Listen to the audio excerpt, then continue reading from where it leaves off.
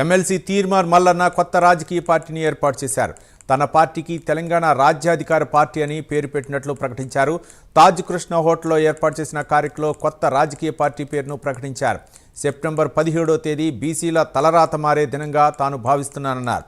తెలంగాణలో మెజార్టీ సంఖ్యలో ఉన్న బీసీలకు రాజకీయ పార్టీ అవసరం ఉందన్న ఉద్దేశంతో పార్టీని ఏర్పాటు చేస్తున్నట్లు తీర్మార్ మల్లన్న తెలిపారు. దక్షిణ భారతదేశంలో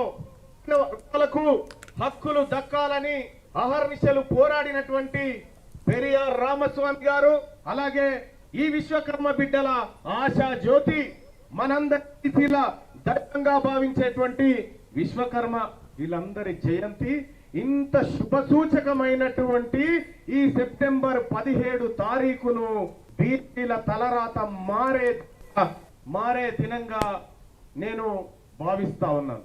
ఈ వర్గాలను అసెంబ్లీకి తీసుకుపోయి వాళ్ళ సీట్లలో కూర్చుండబెట్టడం కోసం నేను యుద్ధం చేయబోతున్నానని ప్రకటించి వచ్చిన. దక్షిణ భారతదేశంలో